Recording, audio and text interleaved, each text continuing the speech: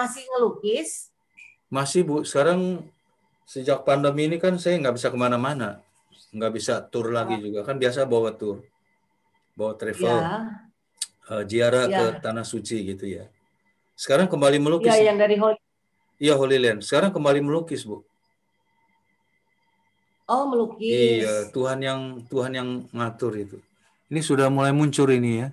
Shalom, Pak. Shalom. Malam, Pak Leonardi. Iya, selamat malam juga. Malam. Ya. Kita live dari Ruko, Pak. Oh ya, Bu Karolin. Ya, dari Iya. langsung tempat itu saya kangen sekali tuh tempat itu. Iya. Sudah lama ya, Pak, nggak Waduh, udah kesini. berapa? Iya, udah setahun lebih ya. Oh, Sejak COVID ini aja. tempat ini sekarang kursinya ditumpuk, Pak. Oh, ditumpuk ya, ya.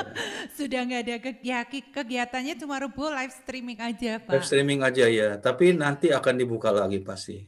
Amin, puji Tuhan, Iya, iya. mudah-mudahan. Mungkin dilihat benar-benar wilayahnya ya Pak, semua ya. Iya, lihat juga kayaknya udah menurun sekarang ya. COVID-nya menurun banyak. Iya sih. Yang sembuh banyak sekali. Iya Pak. Tapi katanya kalau yang kayak di tempat ibadah kita nggak ada udara, katanya agak lama ya Pak. Karena kan di rumah iya. tutup.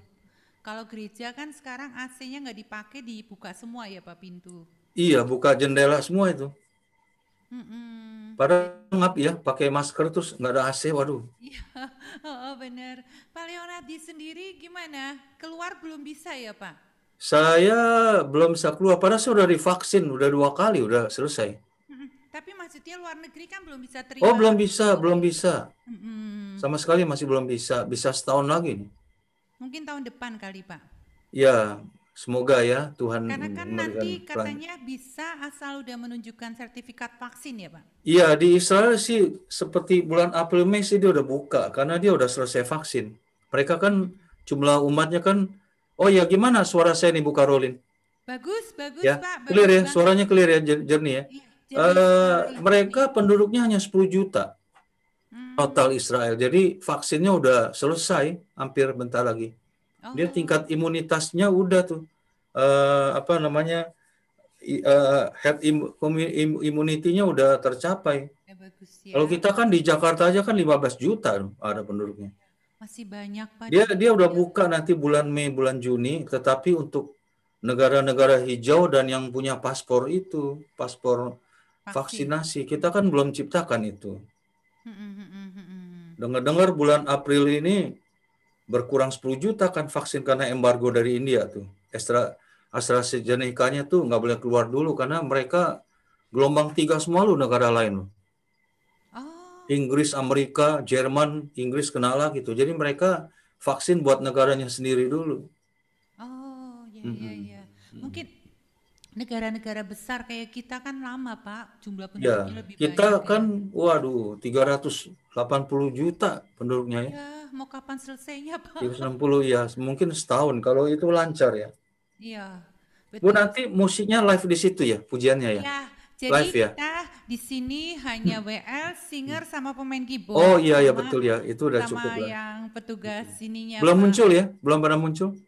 Belum, ada. Ini kan masih setengah 80. Iya, ini nanti WL-nya siapa? Ibu Karolin sendiri? Kebetulan saya Pak. Oh, puji Tuhan. Berarti 2 kali ya? Yang lalu, tahun lalu juga dengan Ibu Karolin juga. Tapi waktu itu nggak live ya pujiannya ya? Iya. Hanya karaoke kayaknya ya? Waktu itu ngerekam Pak. Ngerekam ya, tapi udah bagus sekali itu. Tapi puji Tuhan dengan belajar teknologi baru. Iya betul. Jadi kita baru, bisa kita harus bisa upgrade ya Pak. Betul, harus saya juga banyak bebenah seperti gini. Tempori kan nongol mukanya doang ya, suara juga kecil ya tahun lalu ya. Iya betul. Ya, sekarang kita harus bebenah karena udah setahun. Iya. Udah pada datang ya. Udah.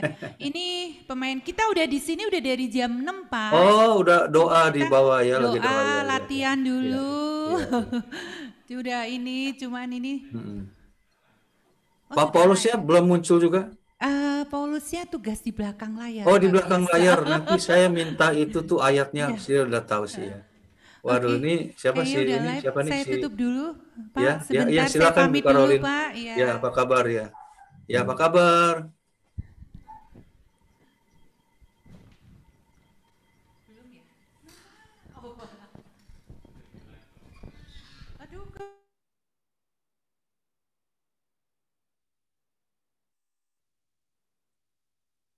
Nah, kita masih bisa ngobrol nih, Pak.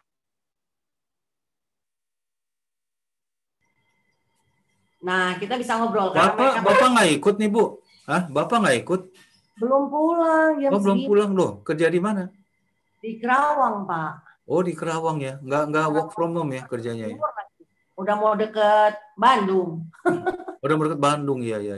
Jadi nginep di sana atau malam pulangnya? Biasanya pulangnya malam. Nggak pernah nginep, Pak. Selalu pulang. Ya, perjuangan, Pak. Masa pandemi masih ada kerjaan ya, puji Tuhan ya, Ya, Pak. puji Tuhan itu. Ya. Pak Leo, nanti itu Lukas 24 kan ya? Ya, Lukas bab 24 ayat 13 sampai 35, Bu. Ya. Ibu yang tayangin ya? Share screen-nya nanti ada Pak Nandi, Pak Paulus. Saya bacain pakai suara, iya. Pak. Iya, Ibu yang bacain ya. Ya. Nah, Ibu yang bacain ya. Soalnya panjang itu. Ya. Nanti kalau misalnya ada ayat-ayat lain yang menyusul, boleh ya, Pak? Kayaknya enggak, cuman itu aja kok. Oh, oke. Terus ya. Ini tayangannya nanti. Saya pertama prolog dulu. Setelah selamat malam, shalom itu ucapan Paskah, prolog dulu kata pendahuluan. Setelah itu saya bilang, mari kita baca Lukas 24. Baru Ibu baca ya. Terus minta Paulus tayangkan itu ya. Iya. Luar biasa ya. Iya. Terima kasih loh, Bu. Memang saya udah minta Pak Paulus cari orang kalau bisa juga bantu. Karena kan cukup ini. Wah, ini ada Pak Tono, Pak Sudartono ya. Bisa muncul di Cikarang ini. Iya, dia dari Bekasi itu, Pak. Pewarta Bekasi. Oh iya. Ya, Pak Leo, apa kabar? Ya, apa kabar, Pak? Baik. Sehat, Pak? Sehat. Sudah divaksin belum, Pak? Baru 1. Baru 1. Saya udah lengkap tuh, saya udah 2. Lengkap. Iya. Cuman tetap efektif. Iya, harus prokes juga ya. Ya, efektivitas vaksin itu kan 65%. Iya. Apakah kita termasuk yang 65 atau termasuk 35? Itu yang nggak tahu. Iya. Tapi yakin aja lah. Pak Leo, ya Bu. Pak Leo, maaf, kita sudah langsung live ini, Pak. Iya, oke. Jadi kita Saya matiin dulu ya.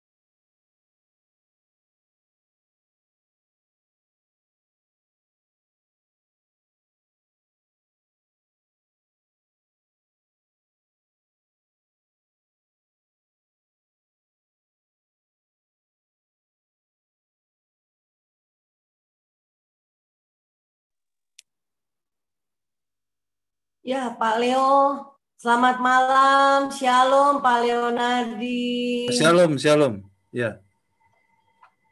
Nah, kita sudah langsung live ya, Pak. Ya, oke. Baik.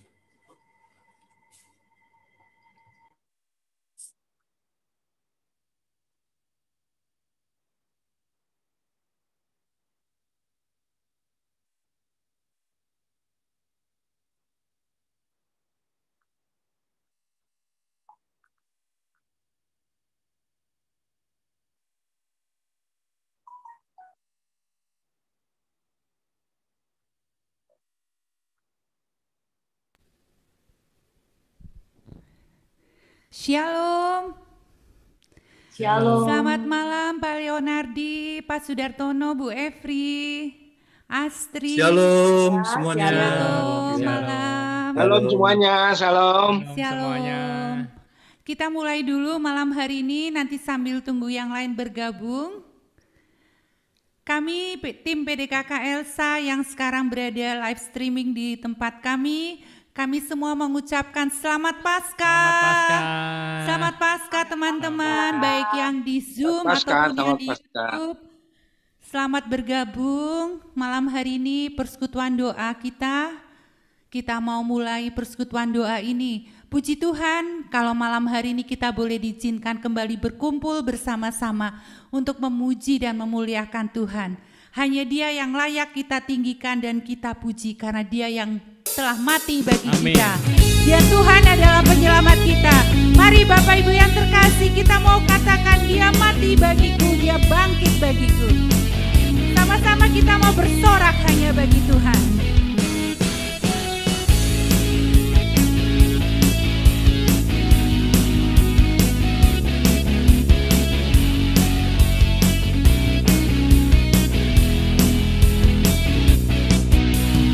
Dia mati bagiku, Dia bangkit bagiku, Dia Tuhan Allah penyelamatku. Kuasa maut dipatahkan, hidupku dipulihkan, Dia Tuhan Allah kemenanganku. Katakan Dia sungguh baik. Dia sungguh baik, Dia sangat baik. Yesus, Dia baik bagiku. Dia sungguh baik, Dia sangat baik. Yesus, Dia baik bagiku. Tuhan Yesus baik, amin. Dia sungguh baik, sangat teramat baik di dalam hidup kita. Dia ada di dalam hidup kita semua. Dia ada di dalamku, bergerak di hidupku. Dia Tuhan Allah kekuatanku. Dia penuhi hatiku dengan kuasa kasih-Nya. Dia Tuhan Allah kemenanganku. Katakan Dia sungguh baik. Dia sungguh baik, Dia sangat baik. Yesus, Dia baik bagi. Dia sungguh baik. Dia sungguh baik, Dia sangat baik. Yesus, Dia baik bagiku. Dia sungguh baik. Dia sungguh baik, Dia sangat baik. Yesus, Dia baik bagiku. Dia sungguh baik, Dia sangat baik. Yesus, Mari umat semua Dia baik katakan Dia sungguh baik. bagiku. Umat saja yang menyanyi. Dia sungguh baik. Mari umat kita mau puji Dia. Baik bagiku, Dia Dia sungguh baik. Dia sangat baik. Yesus, Dia baik. Sama-sama katakan Dia sungguh baik. Dia sungguh baik, Dia sangat baik. Yesus, Dia baik bagiku. Dia sungguh baik, Dia sangat baik. Yesus, Dia baik bagiku. He is so good. He is so good to you.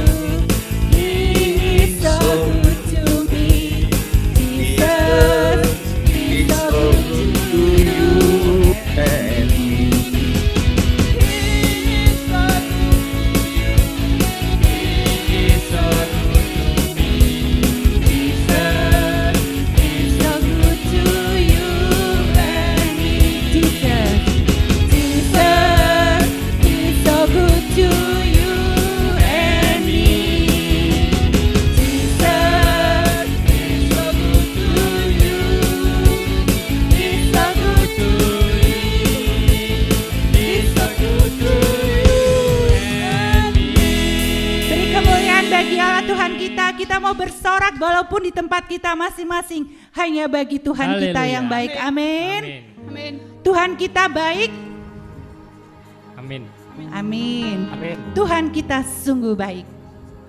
Kasih-Nya yang sempurna, kasih-Nya yang tanpa syarat, kasih-Nya yang boleh melingkupi kita semua. Tuhan kita sungguh teramat baik. Dia yang telah berikan nyawanya untuk menebus kita semua, dan kebangkitannya yang memberikan kemenangan bagi kita. Dia sangat baik, Bapak Ibu yang terkasih. Sudah layak dan sepantasnya kita mau bawa hati kita, kita mau bawa hidup kita dengan penuh ucapan syukur untuk setiap kebaikannya. Mari malam hari ini kita akan buka tanda kemenangan Kristus. Demi nama Bapa dan Putra dan Roh Kudus. Amin.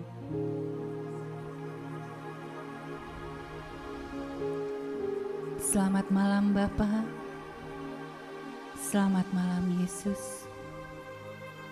Selamat malam Roh Kudus. Segala pujian syukur hanya bagi-Mu Tuhan. Karena Engkau sudah teramat baik di dalam hidup kami semua. Kasih-Mu yang sungguh sempurna. Kasih-Mu yang tidak pernah mengharapkan balasan apapun. Penyertaan-Mu, perlindungan-Mu, kekuatan-Mu boleh ada di dalam hidup kami. Terima kasih Tuhan, terima kasih untuk hidup ini. Terima kasih Tuhan, kalau sampai saat ini kami masih boleh berdiri tegak bersama Engkau. Kami masih boleh melewati semua hal yang boleh kami lewati, baik dalam suka dan duka. Engkau yang selalu ada beserta kami. Kami juga bersyukur kalau malam hari ini Tuhan, Engkau masih izinkan kami bersekutu.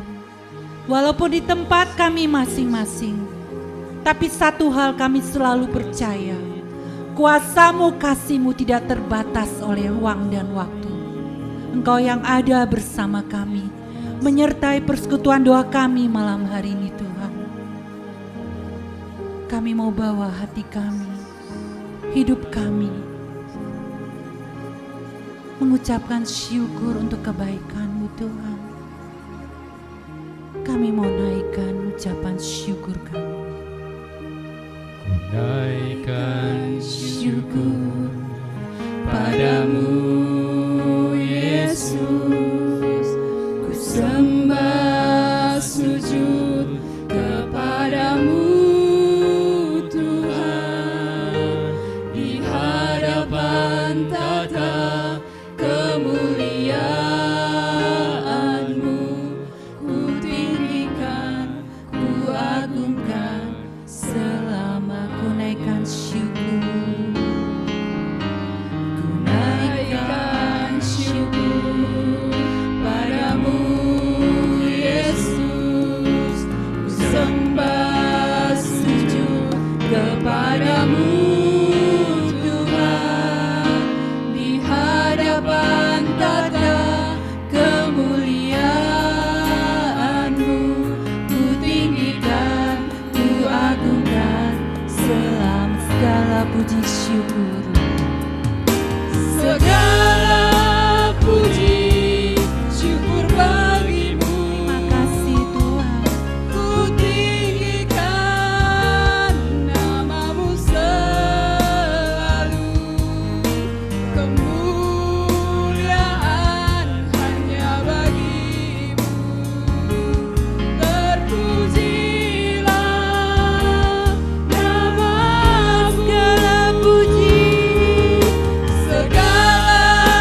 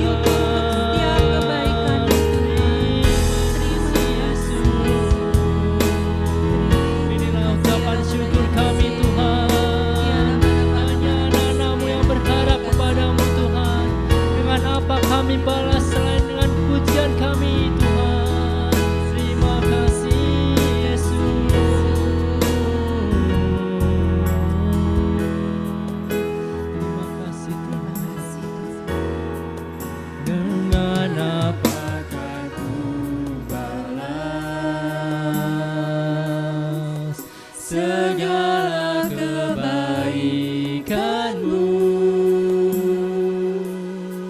Segenap hatiku menyembah-Mu Yesus,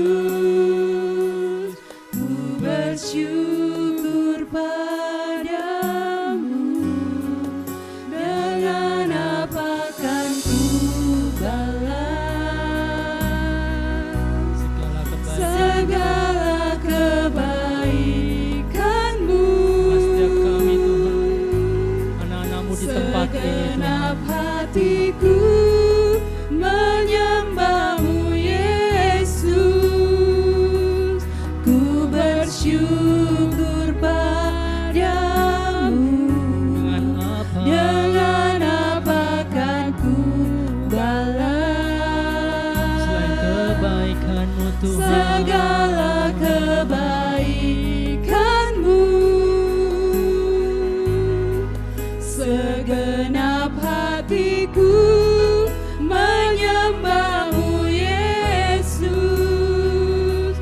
ku bersyukur padamu. Lagi kita katakan, dengan apa kan ku balas segala kebaikan-Mu.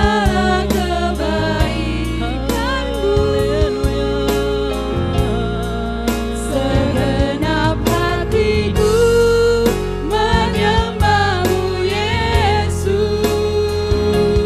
ku bersyukur padamu. Dengan apa kan ku balas segala kebaikan-Mu. Segala kebaikan-Mu. Segenap hatiku menyembah-Mu Yesus, ku bersyukur padamu.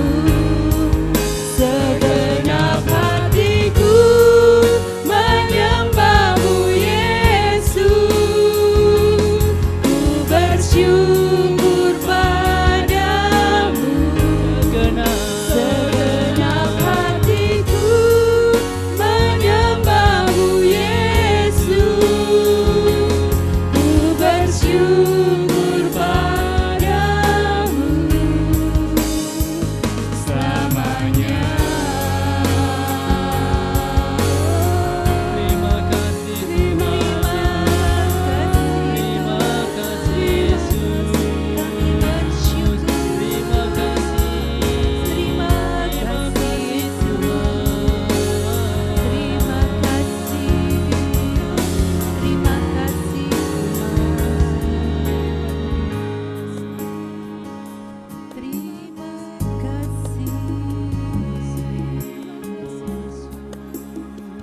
Terima kasih. Terima kasih Yesus. Dengan apa akan kami balas setiap kebaikan-Mu Tuhan? Kami mau selalu bersyukur di dalam hidup kami Tuhan. Apapun keadaan kami,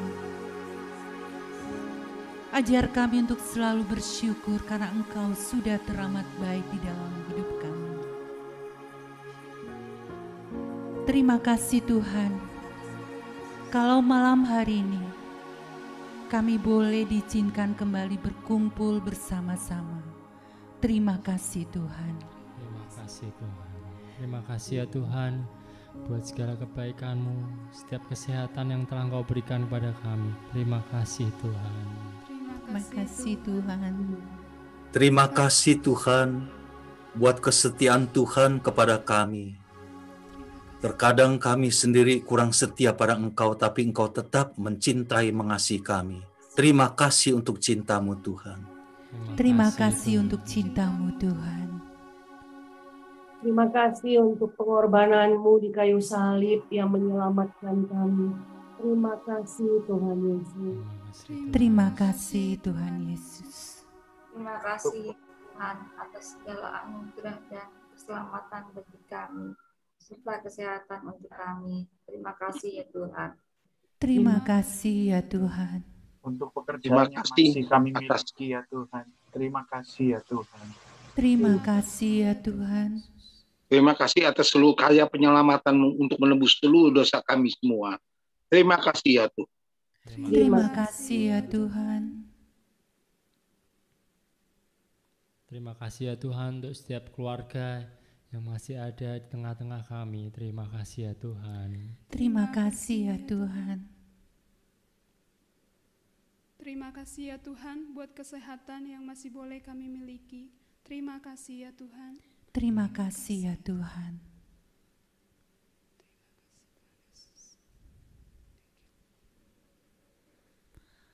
Terima kasih ya Tuhan.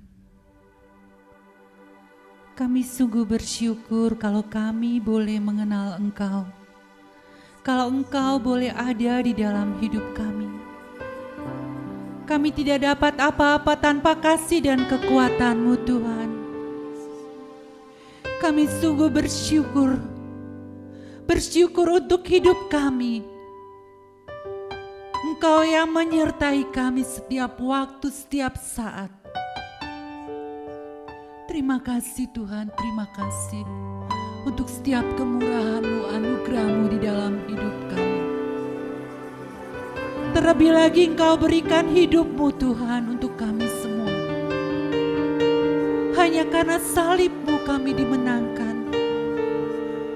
Engkau yang selamatkan kami Tuhan. Malam hari ini Tuhan, dengan penuh ucapan syukur, dengan penuh hati kami membawa kepadamu segala penyembahan kami. Inilah hati kami Tuhan. Kami mau sembah Engkau, Tuhan Allah hidup kami yang berkuasa.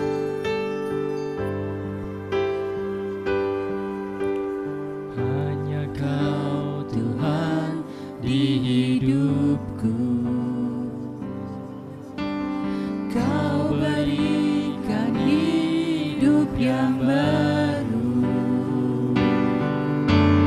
Darah-Mu menyucikan, pulihkan hatiku. Ku katakan Kaulah segalanya. Engkaulah sumber pengharapan. Kuasa-Mu sanggup menyembuhkan.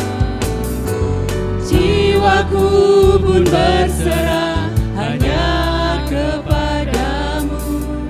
Yesus, Kaulah segalanya. Karena salib-Mu ku hidup. Karena salib-Mu ku menang. Engkau yang berkuasa, sanggup untuk melakukan mujizat-Mu.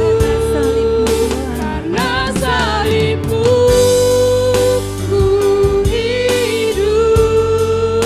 Karena salib-Mu ku menang. Engkau yang berkuasa, sanggup untuk melakukan mujizat-Mu di hidupku. Benar Tuhan, hanya karena pengorbanan-Mu di atas kayu salib, kami semua bisa memperoleh hidup yang baru. Hanya Engkau Tuhan di hidupku. Kau Tuhan di hidupku. Kau berikan hidup yang baru. Darah-Mu menyucikan, pulihkan hatiku. Nyatakan Kaulah segalanya. Engkaulah sumber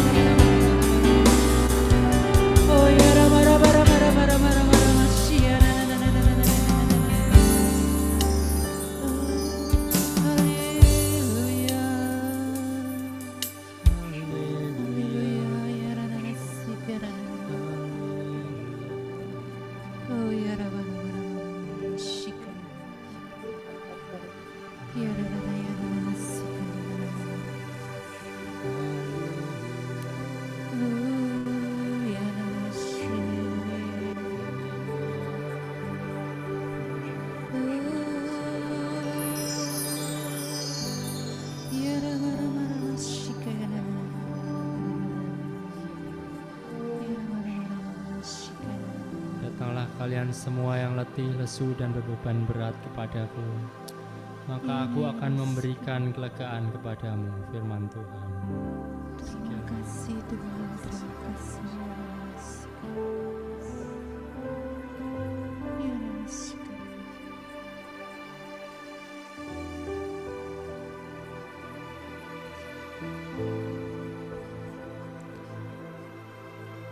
Terima kasih Tuhan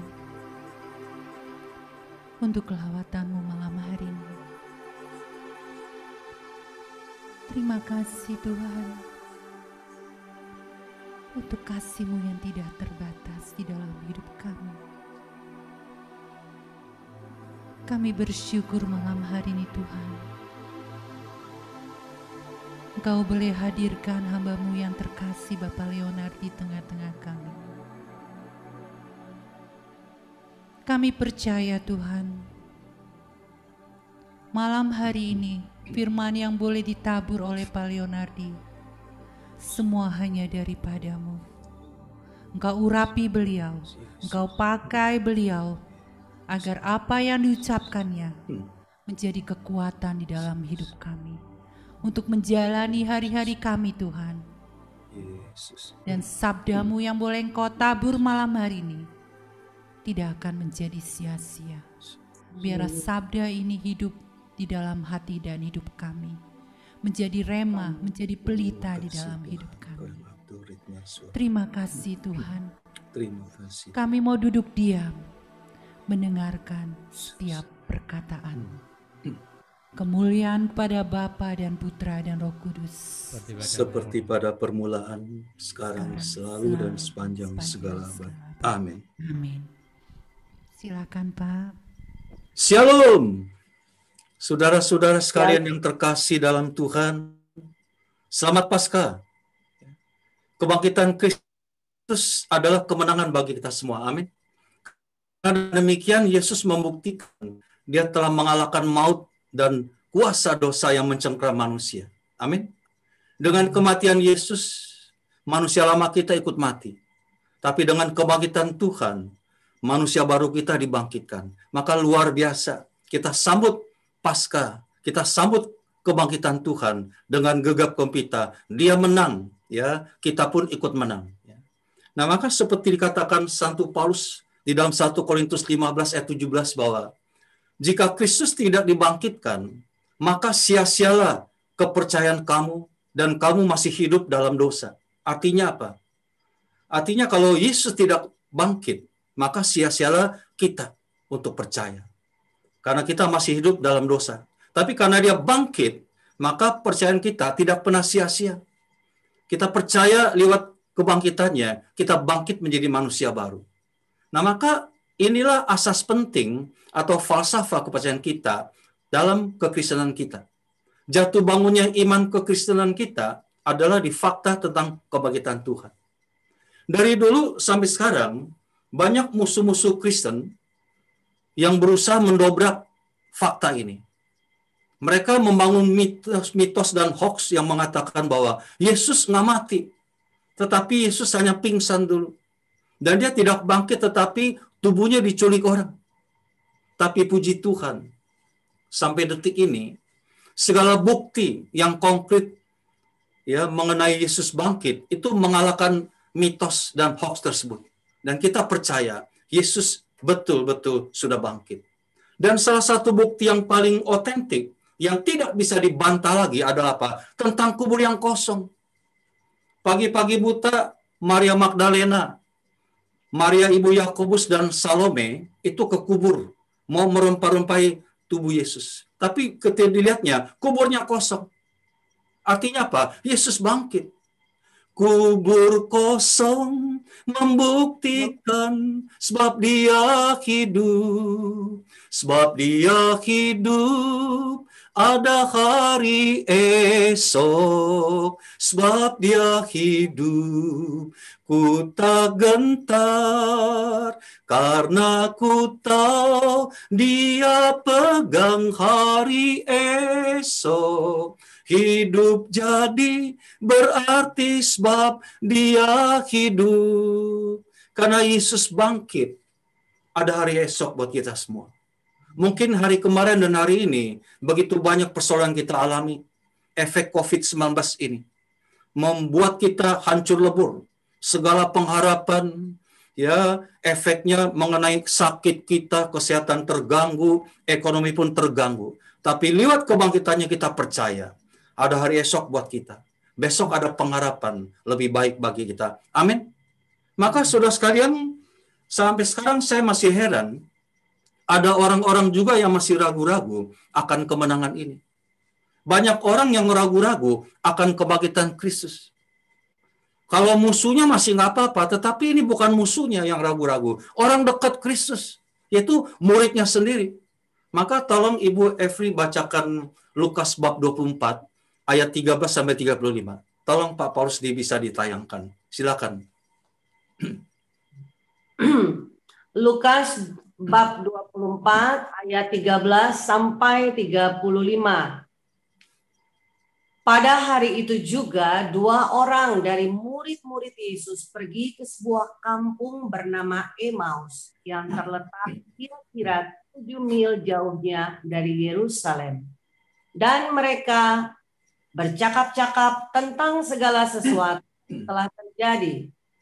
Ketika mereka sedang bercakap-cakap dan bertukar pikiran, datanglah Yesus sendiri mendekati mereka lalu berjalan bersama-sama dengan mereka. Tetapi ada sesuatu yang menghalangi mata mereka, sehingga mereka tidak dapat mengenal Dia.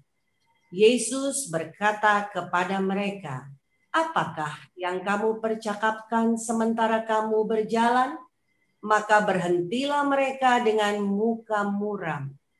Seorang dari mereka namanya Kleopas menjawabnya, "Adakah engkau satu-satunya orang asing di Yerusalem yang tidak tahu apa yang terjadi di situ pada hari belakangan ini?" Katanya kepada mereka, "Apakah itu?" Jawab mereka, "Apa yang terjadi dengan Yesus orang Nazaret? Dia adalah seorang nabi yang berkuasa dalam pekerjaan dan perkataan di hadapan Allah dan di depan seluruh bangsa kami. Tetapi imam-imam kepala dan pemimpin-pemimpin kami telah menyerahkan Dia untuk dihukum mati, dan mereka telah menyalibkannya. Padahal kami dahulu mengharapkan bahwa Dialah yang datang untuk membebaskan bangsa Israel. Tetapi sementara itu telah lewat 3 hari sejak semuanya itu terjadi. Tetapi beberapa perempuan dari kalangan kami telah mengejutkan kami. Pagi-pagi buta mereka telah pergi ke kubur dan tidak menemukan mayatnya. Lalu mereka datang dengan berita bahwa telah kelihatan kepada mereka malaikat-malaikat yang mengatakan bahwa ia hidup.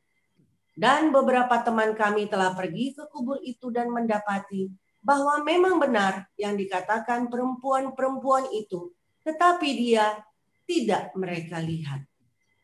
Lalu ia berkata kepada mereka, "Hai kamu orang bodoh, betapa lambannya hatimu sehingga kamu tidak percaya segala sesuatu yang telah dikatakan para nabi. Bukankah Mesias harus menderita semuanya itu untuk masuk ke dalam kemuliaannya?" Lalu ia menjelaskan kepada mereka apa yang tertulis tentang Dia dalam seluruh kitab suci, mulai dari kitab-kitab Musa dan segala kitab nabi-nabi. Mereka mendekati kampung yang mereka tuju. Lalu ia berbuat seolah-olah hendak meneruskan perjalanannya. Tetapi mereka sangat mendesaknya, katanya, "Tinggallah bersama-sama dengan kami, sebab hari telah menjelang malam dan matahari hampir terbenam." Lalu masuklah ia untuk tinggal bersama-sama dengan mereka. Waktu ia duduk makan dengan mereka, ia mengambil roti, mengucap berkat, lalu memecah-mecahkannya dan memberikannya kepada mereka. Ketika itu terbukalah mata mereka, dan mereka pun mengenal Dia. Tetapi ia lenyap dari tengah-tengah mereka. Kata mereka seorang kepada yang lain, Bukankah hati kita berkobar-kobar ketika Ia berbicara dengan kita di tengah jalan dan ketika Ia menerangkan kitab suci kepada kita? Lalu bangunlah mereka dan terus kembali ke Yerusalem. Di situ mereka mendapati ke-11 murid itu. Mereka sedang berkumpul bersama-sama dengan teman-teman mereka. Kata mereka itu, sesungguhnya Tuhan telah bangkit dan telah menampakkan diri kepada Simon. Lalu kedua orang itu pun menceritakan apa yang terjadi di tengah jalan dan bagaimana mereka mengenal Dia pada waktu Ia memecah-mecahkan roti. Demikianlah sabda Tuhan. Ya. Saudara sekalian, waktu Yesus bangkit ketika itu, hari Minggu pagi itu, apa yang terjadi? Murid-murid itu sedang berkumpul di Yerusalem, merayakan kemenangan, saling meneguhkan, saling menguatkan. Meskipun ada juga yang masih ragu, tetapi mereka saling menguatkan. Terjadi kemenangan. Kemenangan gegap gempita. Kenapa? Lewat kebangkitan Tuhan, mereka dibangkitkan dari manusia lama. Tetapi ternyata ada 2 murid di antara mereka tidak mau mengalami kemenangan itu. Mereka pulang kampung yang namanya Emmaus. Letaknya kalau dihitung dari Yerusalem, 7 mil, kurang lebih 11 kilometer. Nah, kenapa mereka pulang kampung ke Emmaus? Pada saat itu terjadi luar biasa kemenangan orang percaya di Yerusalem. Karena 2 murid ini sedang sakit. Sakitnya namanya sakit muntaber. Bukan muntaberak ya, tetapi muntaber ini adalah ya mundur tanpa berita. Ini biasanya istilah kami di tim PDKK. Kalau tim ini nggak datang 1 bulan, waktu zaman offline dulu, 2 bulan nggak datang, nggak ada berita, maka kita katakan, oh dia lagi muntaber tuh, sakit muntaber, mundur tanpa berita. Ya mungkin di antara Anda juga ada yang begitu ya, tiba-tiba hilang tanpa kesan, tanpa pemberitahuan. Ini muntaber. Nah, kenapa bisa muntaber? Karena mereka imannya sedang terguncang hebat. Akibat respon kematian Yesus beberapa hari yang lalu. Sampai mereka imannya terguncang. Sekarang saya bertanya pada Anda. Kira-kira menurut Anda, apa respon mereka terhadap kematian Yesus beberapa hari yang lalu? Lebih banyak kecewanya atau sedihnya? Ibu Efri mungkin bisa jawab. Kira-kira menurut Anda lebih banyak sedihnya atau kecewanya terhadap Tuhan? 2 murid ini. Ya, lebih banyak kecewa. Memang ada sedihnya, tetapi sedihnya kenapa? Menangisi diri sendiri. Nah, kenapa bisa kecewa? Ya. Nah, sekarang saya bertanya pada Anda, kalau gitu kita nggak boleh kecewa dong jadi manusia.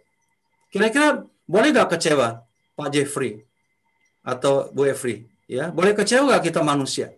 Boleh, Pak. Siapa yang nggak pernah kecewa di sini? Nggak pernah, nggak ada. Saya juga jujur seringkali juga menelan ludah kekecewaan. Ya, ada begitu banyak kekecewaan yang kita alami saat ini. Mungkin efek COVID-19 ini membuat banyak orang kecewa. Saya sendiri kecewa, 1 tahun nggak ada bisnis. Saya seorang tour leader yang khusus bawa peziarah ke Holy Land. Ya. Jadi bayangin ini kan jalur ini kan yang paling parah, pariwisata. 1 tahun nggak ada pekerjaan.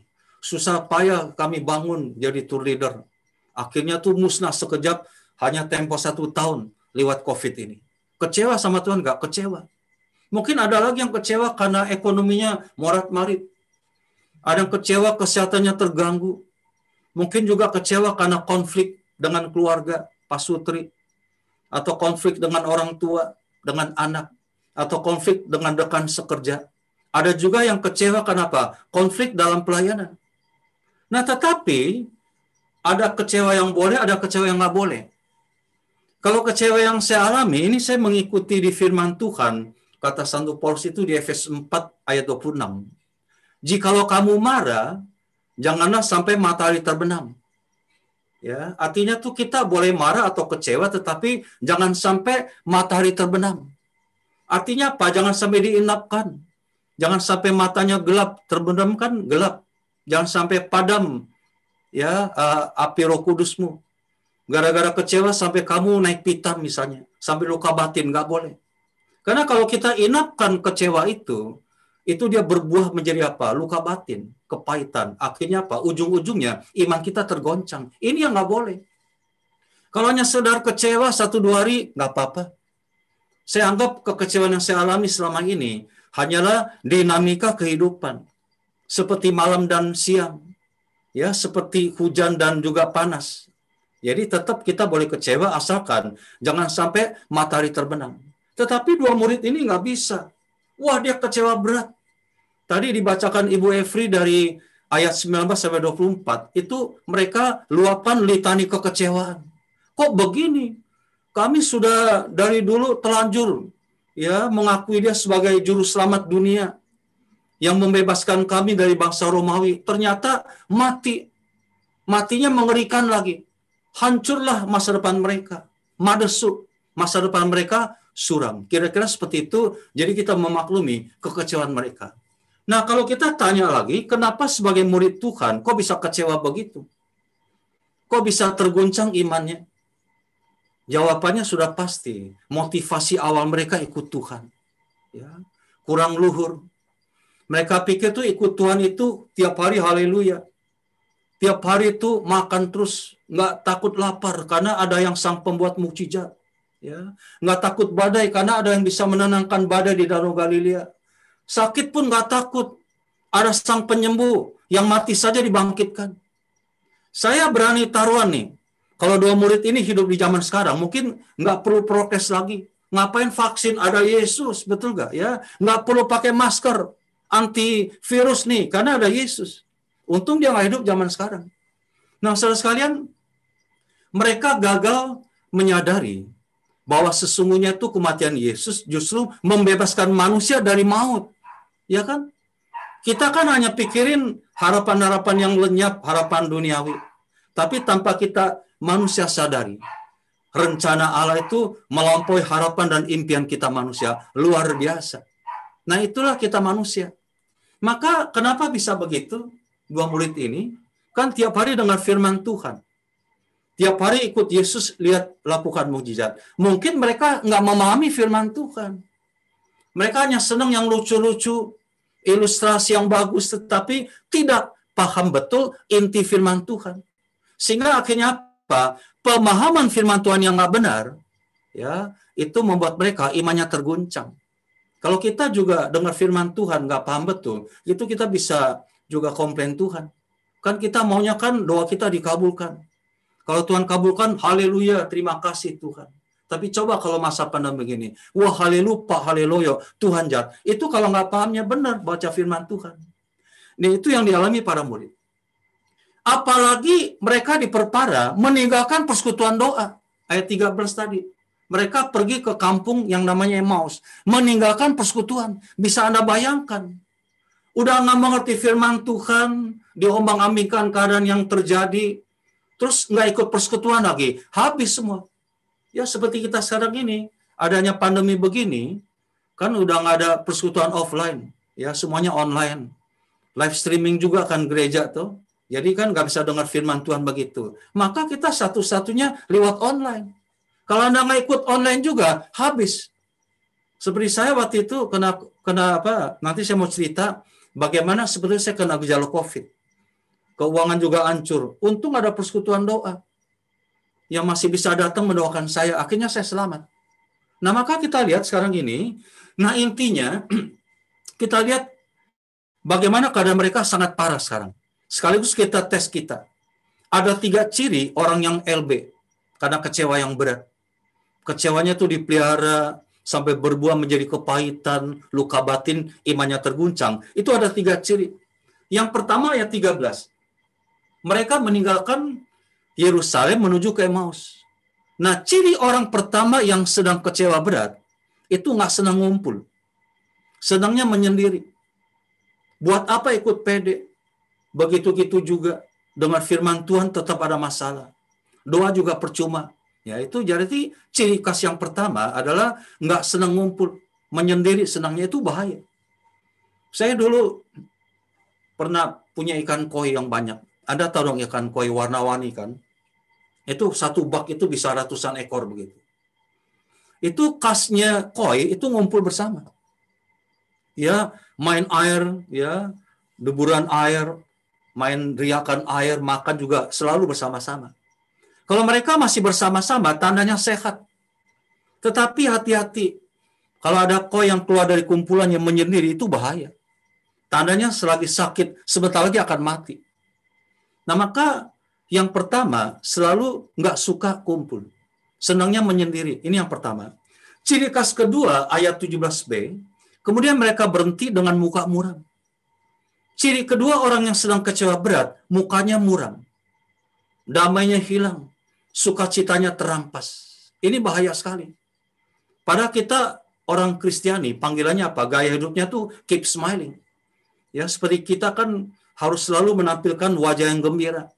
Ada persoalan, nggak ada persoalan tuh tetap mukanya harus tidak boleh manyun. Ya, muka kita muka pasca kebangkitan. Jangan pasang muka Jumat Agung dulu. Ya, tapi dua murid ini muka Jumat Agung terus. Ya, dulu kita diajari, saya sebagai pengajar KEP, kursus evangelisasi pribadi. Ya, kan kalau kita kan ini wajah manusia ini kan cerminan dari hati, betul gak? Setuju gak Bapak Ibu? Setuju ya? Jadi apa yang ada di hati kita ini terpancar ke wajah. Kalau hati kita gembira, sedang sukacita bersama Tuhan, itu nggak bisa ditutupi tuh, terpancar ke wajah kita, keep smiling. Kalau senyum, ketawa, keluar gigi kita tuh kincrong begitu. Kenapa? Dari hati kita. Sebaliknya kalau hati kita lagi remuk redam, lagi pahit, lagi kecewa, yang berat, ya, bahkan imannya terguncang, meskipun pakai bedak tebal 1 senti pun, ya, 5 senti pun juga, ya, tetap kelihatan muka manyun, muka Jumat Agung. Nah, maka penting sekali penampilan sukacita. Apalagi zaman sekarang masa pandemi begini, waduh, ini nomor 1 sukacita. Ya kan, kita melawan virus itu gimana? Bangun imunitas. Bagaimana membangun imunitas? Itu kata para medis. Pertama, olahraga. Kedua, tidur harus cukup. Makan yang bergizi, jemur matahari, serta vitamin C.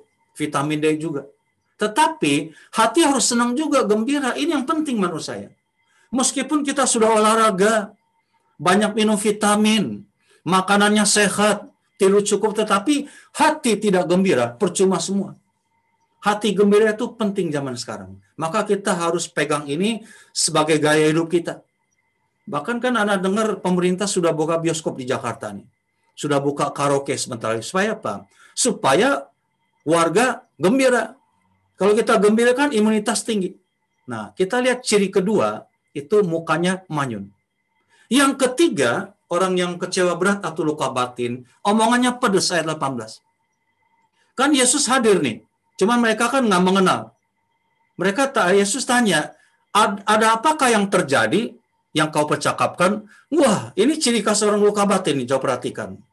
Ditanya begitu, bukannya jawab, malah tanya balik. Adakah engkau satu-satunya orang asing di Yerusalem ini yang tidak tahu apa yang terjadi belakangan ini? Waduh, itu ciri khas orang yang kecewa berat. Ditanya, tanya balik. Ya, omongannya seputar itu. Tidak adakah engkau tahu bahwa ini lagi COVID? Ya, apakah engkau satu-satunya orang yang nggak tahu kalau sedang terjadi corona saat ini? Waduh, luar biasa. Ngomongnya pedas. Ya, efeknya ke masa lalu melulu, kegagalan melulu dan sebagainya. Nah, sehingga akibatnya apa? Mata hati mereka tertutup. Kalau kita terlalu fokus kepada masa lalu tentang kegagalan, kita nggak pernah bersyukur. Yang kita anggap itu, wah, ikut Tuhan itu nggak enak. Ada COVID juga, nggak bisa bawa tur lagi, ya, tantangan kesehatan dan sebagainya. Wah, ngapain? Padahal ikut Tuhan luar biasa berkatnya buat kita. Sampai hari ini coba Anda lihat, kita masih sehat. Bangun pagi masih bisa berdoa, bisa makan, bisa olahraga, dan bisa beraktivitas. Bahkan malam ini bisa ikut Zoom. Bukankah ini anugerah tertinggi? Ya, kita masih hidup karena apa? Kematian Yesus ini. Kita adalah orang yang bernilai. Senilai darah Kristus yang telah dicurahkan di kayu salib, ya. Maka jangan ingat kegagalan lagi. Kalau ingat kegagalan, nggak pernah bersyukur. Mari kita harus positive thinking. Jadi itu 3 ciri orang yang sedang luka batin. Pertama adalah apa? Senangnya menyendiri. Yang kedua itu happiness-nya hilang. Mukanya muram. seperti pepaya Bangkok begitu ya. Yang ketiga, omongannya pedas. Ya, fokusnya kepada masa lalu, nggak pernah bersyukur kepada Tuhan. Nah, maka sekarang kita lihat. Jadi intinya ini, dua murid ini pulang ke kampung ke Emmaus ini bukan dalam rangka pulang kampung beneran. Dalam rangka weekend Paskah seperti yang kita lakukan kemarin, bukan. Tapi mereka jadikan ke Emmaus ini sebagai pelarian mereka. Karena mereka kecewa akan Tuhan. Orang yang dikagumi selama ini ternyata mati dengan cara mengerikan. Wah, mereka hatinya pahit, pulang kampung ke Emmaus itu sebagai pelarian. Saudara sekalian, maaf, dalam kehidupan kita sehari-hari, mungkin juga kita pernah mengalami pergi ke Emmaus dari pelarian masalah kita. Ketika kita menghadapi persoalan, kita menghadapi kegagalan dalam hidup ini, ya toh, Anda mencari Emmaus kita. Yaitu apa? Pertama mungkin ada yang ke kafe, ya, begadang sampai pagi di kafe, ya. Lalu juga mungkin ke bar, nonton video game berjilid-jilid, baca buku novel pun nggak sampai habis-habis, habiskan waktu nonton film, atau mungkin melarikan diri dengan cuti panjang. Saya dulu waktu masa muda, antara tahun 79-80, patah hati nih saya, dikecewakan pacar. Kemana saya pergi ke Emmaus saya? Saya dugem di bar di Mangga Besar, duduk gemeteran. Ya, kenalan dengan alkohol, narkotik itu di situ. Nah, lalu kalau kita pernah lakukan ke Emmaus kita ini, lalu akibatnya apa? Bisa gak itu menolong kita? Malah makin terjerembab. Saya malah membawa hidup saya makin hancur. Narkotik, ya, begadang, sampai sakit. Nah, itulah kita. Nah, maka saya mengajak Anda saat ini untuk melihat. Maka kita lihat, Yesus di ayat 25 mengatakan, "Hai orang bodoh, betapa lambannya hatimu." Rasanya omelan Yesus kepada dua murid ini ditujukan kepada kita juga dulu. Betapa bodoh dan lamban hati kita. Yesus yang telah bangkit, yang hadir bersama dengan kita, enggak kita sadari, seperti mereka dua murid ini. Padahal dia datang berjalan dengan kita, tertutup. Kenapa? Karena kita negative thinking. Pikirannya tuh segala kegagalan dan sebagainya. Padahal Allah itu Allah yang maha hadir. Yehova Syama. Selalu hadir, omnipresent. Ya. Jadi kita nggak menyadari. Maka sekarang saya mengajak Anda, mungkin kita sedang berjalan mengalami kesulitan dalam hidup di masa pandemi ini. Supaya iman kita nggak jatuh, ya, maka mari saya mengajak Anda untuk refleksi sejenak melalui perjalanan Emmaus ini. Yang pertama adalah ini. Jangan pernah kita menjadikan perjalanan ke Emmaus sebagai sebuah pelarian dari masalah kita. Ingat ya, jangan pernah menjadikan perjalanan ke Emmaus sebagai sebuah pelarian dari masalah kita. Kalau kita lakukan itu, kita makin akan terhanyut, bahkan tenggelam dari masalah kita. Tetapi jadikanlah perjalanan ke Emmaus ini sebagai perjalanan iman kita masing-masing. Sudah sekalian, perjalanan iman kita seperti hidup ini. Ada dinamikanya. Perjalanan iman itu mencakup ada suka, kadang ada dukanya, kadang-kadang ada keberhasilan, tapi kadang-kadang juga ada kegagalan.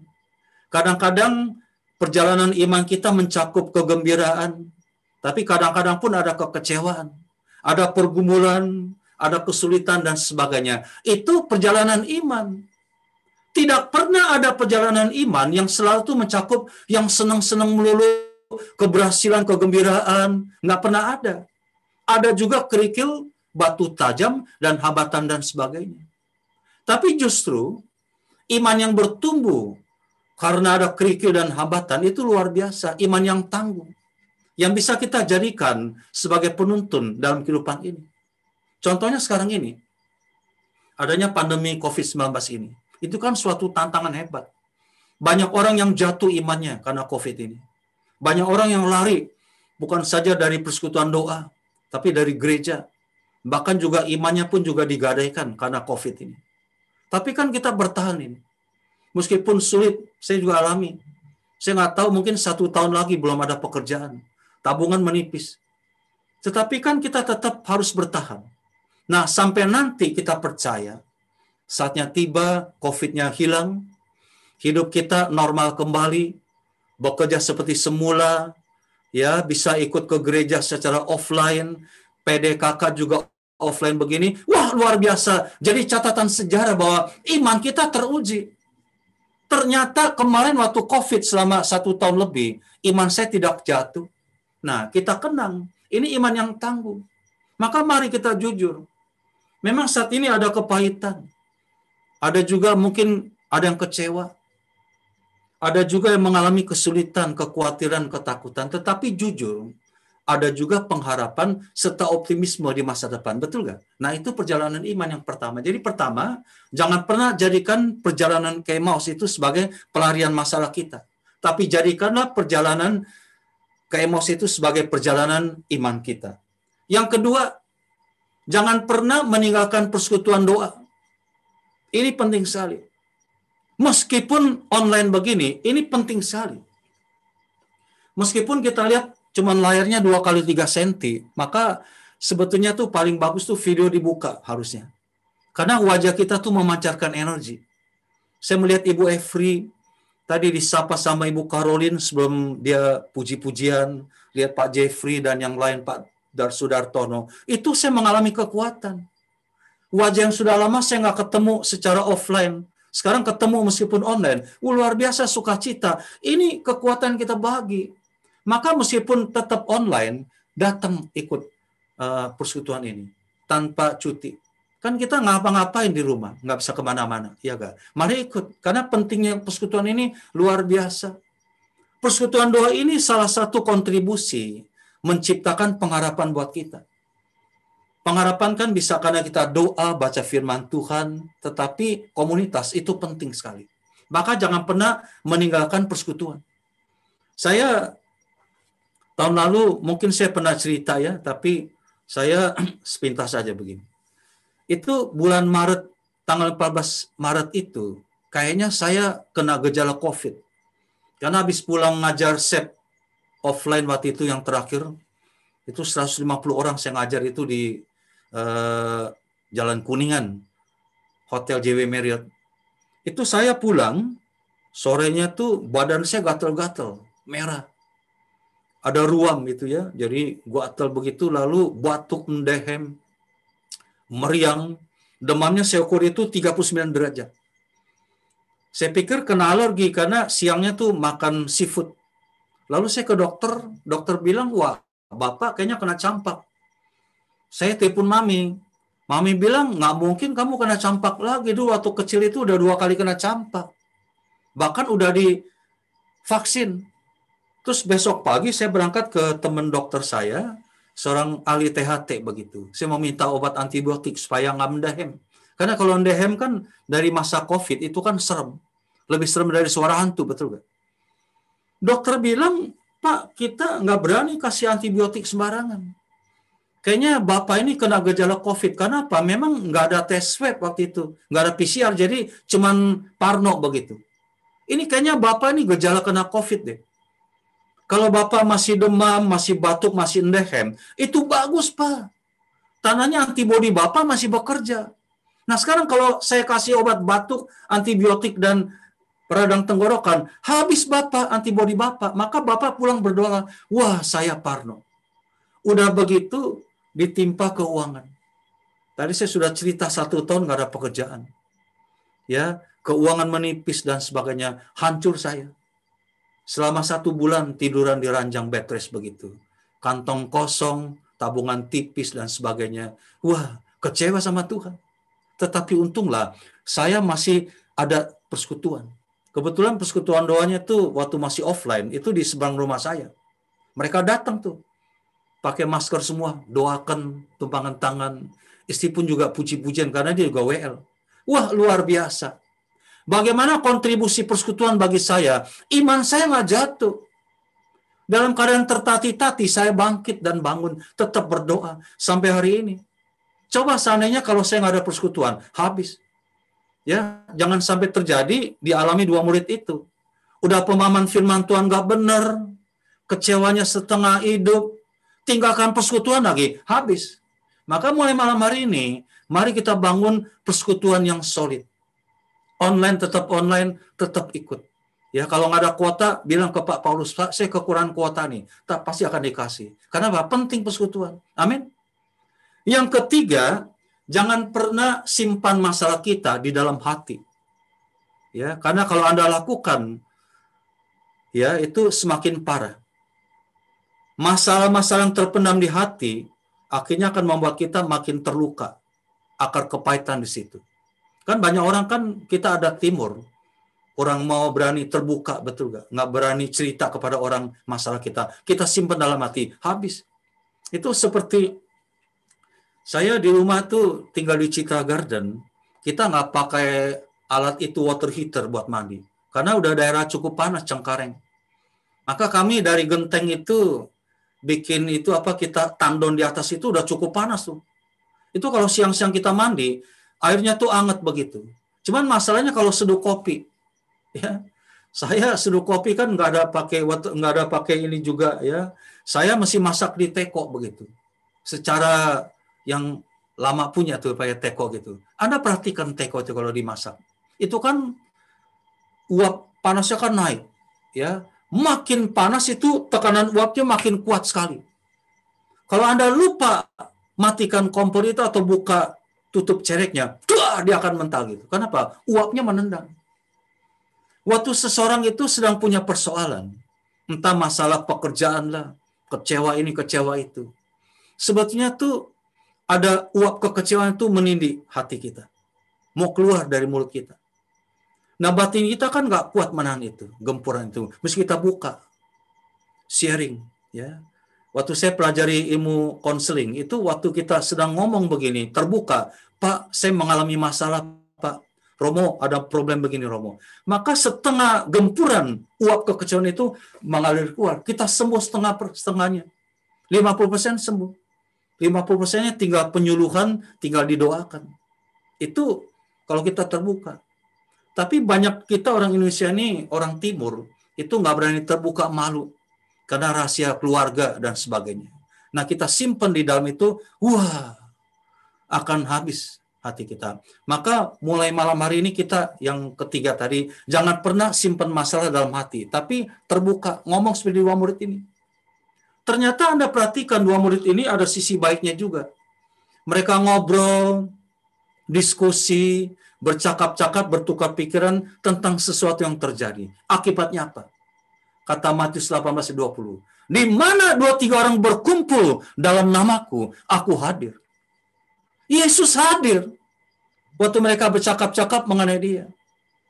Nah, kalau Anda sedang punya masalah, bercakap-cakaplah dengan teman Anda. Kecewa sama Tuhan, ceritakan. Yesus tetap hadir di saat kita suka maupun duka. Karena dia adalah Allah Jehovah Shammah. Omnipresent. Dia hadir dalam segala keadaan. Anda kecewa marah-marah sama Tuhan, dia tetap hadir mendengarkan. Maka mulai malam hari ini, jangan pernah simpan dalam hati kita persoalan apapun. Kita akan terluka, nggak kuat batin kita. Mari kita terbuka seperti dua murid ini, cerita tentang Tuhan, tentang ini dan sebagainya. Saya dulu waktu ngajar camp, pernah diminta tuh melayani seorang bapak yang mau minum baygon. Jadi bapak ini seorang pengusaha, tapi usia 60 tahun itu, belum 60 tahun, masih 58 begitu. Masih kuat sebetulnya, tapi kena stroke. Invalid begitu. Wah, kecewa sama Tuhan, karena usahanya jatuh. Dia kecewa sama Tuhan, dia bilang, kok saya masih sehat begini, masih usia muda begini, dikasih penyakit begini. Akhirnya dia kecewa, dia duduk kursi roda begitu, mulai memendam kekecewaan. Satu lapis kekecewaannya. Kemudian istrinya tuh pimpin itu perusahaan, itu ternyata lebih maju dibandingkan waktu dia pimpin. Tapi namanya manusia begini, semakin usahanya maju dipimpin istrinya, menurut perasaan sang suami, istrinya tuh memandang dia rendah. Padahal kan belum tentu ya, hanya perasaannya doang ya. Kayaknya istrinya tuh anggap dia tuh remeh begitu. Jadi dia mengalami post power syndrome. Lama-lama berlapis-lapis kekecewaan itu tertimbun di hatinya. Dia nggak kuat menahannya. Akhirnya dia menganggap anak-anaknya ikut-ikutan maminya. Bahkan akhirnya dia menganggap semua karyawan di perusahaan ini yang dulu dia pimpin seperti memandang dia rendah.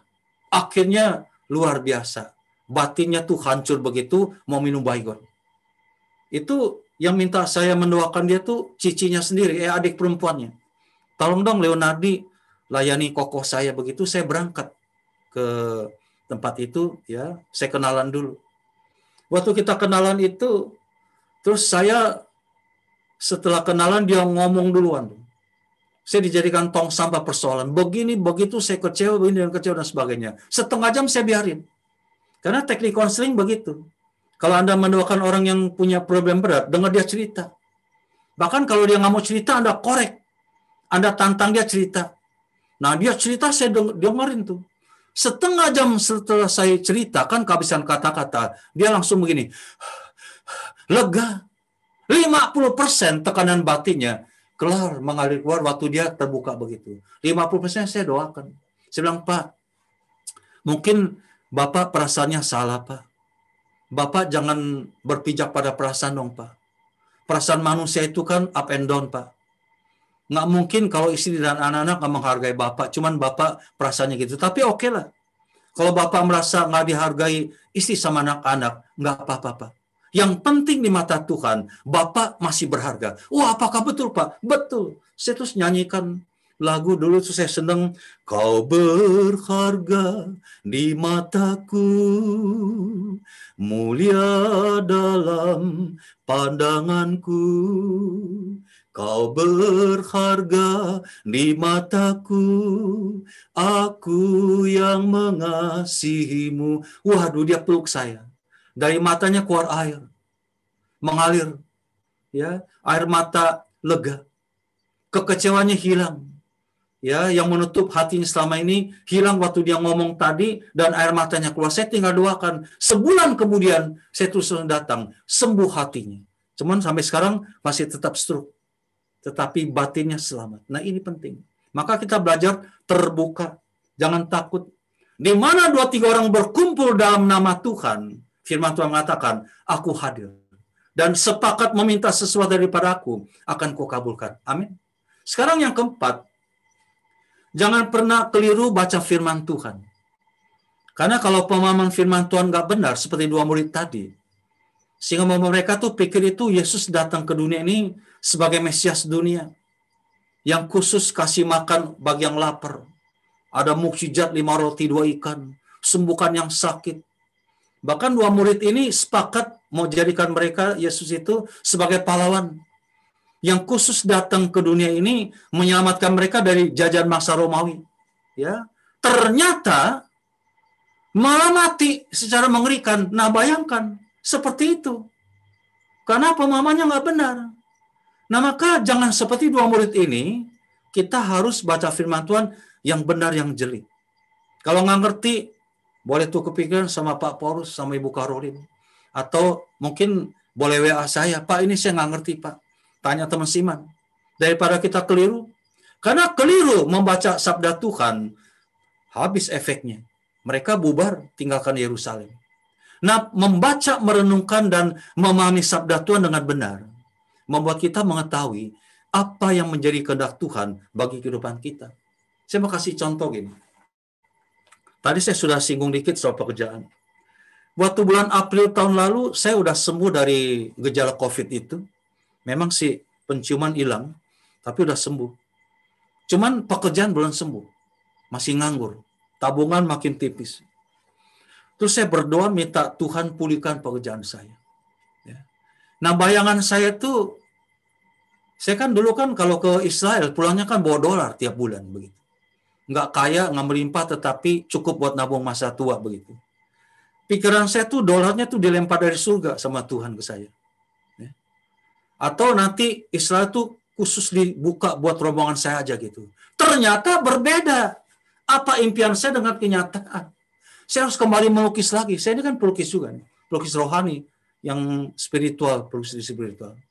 Tetapi sudah 5 tahun nggak melukis. Karena tiap bulan berangkat ke Israel, bawa pulang dolar melulu. Lukisan saya pikir udahlah, nggak usah lukis dulu dah. Nanti di masa tua aja deh. Sekarang sih udah tua juga sebetulnya. Nah, jadi 5 tahun itu gudang saya, studio udah jadi kayak gudang. Cat-cat itu sudah kering, tangan saya udah kaku, moodnya udah hilang. Karena tiap hari pegang dolar. Waktu saya berdoa begitu, kira-kira akhir April tahun lalu, udah setahun yang lalu berarti, itu tengah malam loh, jam 12 malam, ada WA masuk dari seorang ibu, Pak Leonardi. Saya kaget bacanya. Apakah Pak Leonardi masih melukis gak? Waduh, kaget. Seperti pertanyaan Ibu Evri tadi. Waktu kita ngomong-ngomong tadi kan, Bapak masih melukis. Seperti gitu.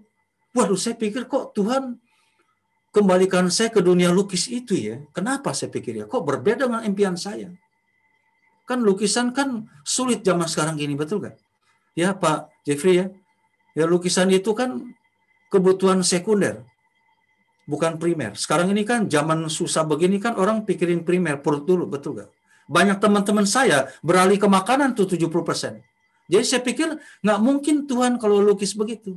Lalu saya iseng juga baca. Begini Pak, saya punya pengalaman beberapa tahun yang lalu, waktu saya doa pagi Pak, itu tiba-tiba hadirat Tuhan itu datang Pak. Yesus datang dengan segala kemuliaannya Pak. Dan ada ayatnya, jangan khawatir anakku, masa depanmu di tanganku. Jujur waktu itu Pak, ayat ini nggak berkesan Pak. Tetapi sekarang waktu zaman pandemi ini jadi hidup Pak. Tolong Bapak lukis pengalaman saya di kanvas begini, berapapun saya bayar. Saya bilang, waduh saya tertantang. Saya bilang ini rencana Tuhan nih bagi saya nih. Kenapa saya bisa bilang gitu? Karena saya nggak pernah keliru baca firman Tuhan. Saya memahami benar karena saya seorang pewarta. Kalau saya salah baca firman Tuhan, salah khotbah, habis semua orang yang dengar, betul nggak? Nggak boleh, saya ada banyak buku tafsiran. Banyak panduannya dan ada romo pembimbing saya, romo paroki. Kalau nggak ngerti, saya tanya begini ke guru-guru saya juga. Jadi Tuhan ini, memang saya sudah puluhan tahun ikut Tuhan. Itu kalau doa tuh nggak pernah nggak dikabulkan, selalu dikabulkan. Amin. Tetapi yang jadi masalah, apa yang Tuhan kabulkan itu nggak seturut kehendak dan rencana saya. Betul kan? Saya minta A, Tuhan kasih B. Planning saya begini, Tuhan punya planning sendiri, bentrok. Untuk sejenak impian harapan saya nggak sesuai kenyataan. Tetapi kemudian pengalaman menunjukkan apa yang Tuhan berikan meskipun nggak sesuai, itu yang terbaik buat saya. Makanya saya pahami, wah ini pasti rencana baik buat saya. Akhirnya saya jawab, Bu, jujur sih saya udah 5 tahun nggak lukis Bu. Tapi kalau Ibu punya minat begitu, kasih saya waktu 1 bulan Bu. Saya akan bikin. Bapak bikin. Waduh nggak gampang bikinnya Bro. Pertama tangan udah kaku, udah nggak ada mood. Ya, tapi saya paksakan. Lalu juga nggak untung gede, karena kan harus beli cat lagi, modal pertama lagi, betulin studio. Tetapi luar biasa, betul-betul kalau kita memahami rencana Tuhan, kita tidak akan lari daripada rencana Tuhan. Saya ikuti. Apa yang terjadi? Tiba-tiba mood saya tuh pulih kembali, jadi senang lukis, tangannya lincah lagi. 90% belum selesai lukisannya, lukisan kedua datang. Saya bengong. Nggak salah nih. Orang dari mana tiba-tiba pesan lukisan? Kan orang mestinya cari makanan kayak begini. Kok pesan lukisan? Itu rencana Tuhan. 3, 4, 5. Sampai hari ini nggak pernah stop. Meskipun masuk tahun yang baru ini, lama-lama baru 1, tapi luar biasa. 1 tahun masa pandemi ini, lukisan jadi solusi keluarga kami. Luar biasa. Makanya, pahamilah firman Tuhan dengan benar.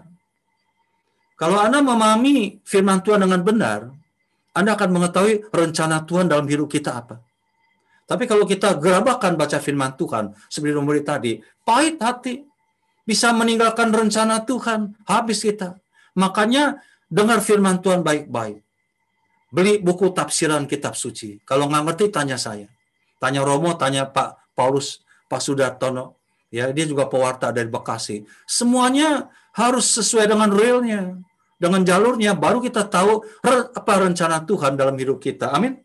Sekarang yang kelima, jangan pernah berhenti mengundang Yesus hadir dalam setiap bidang hidup kita. Bidang keluarga, pelayanan, bisnis, kesehatan kita undang. Ya, undang datang untuk hadir. Memberkati bidang-bidang kita supaya berhasil. supaya akhirnya tuh kerajaan Allah menjadi hidup dalam setiap bidang hidup kita. Contohnya 2 murid tadi, dia banyak sisi baiknya. Di ayat 26, 27, 28 itu, dia mengundang Yesus masuk. Datanglah menginap di rumah kami. Kan belum kenal Yesus. Karena hari sudah menjelang malam. Artinya kan belum malam betul. Menjelang akan malam dan matahari hampir terbenam. 2 murid ini luar biasa mengundang Yesus sebelum hari gelap. Sebelum matahari terbenam. Belum terlambat. Ternyata betul. Karena mereka mengundang Yesus masuk dalam hidup mereka, terjadi mukjizat. Yesus persembahkan Ekaristi. Maka dalam hidup kita, jangan pernah terlambat. Selagi hidup kita masih siang, masih terang, dan pengharapan kita belum mati, belum terlambat kita menang Yesus. Tapi jangan sampai nanti, wah pengharapan sudah mati, hari-hari hidup kita sudah jadi gelap, sudah jadi malam. Terlambat. Sekaranglah undang Yesus.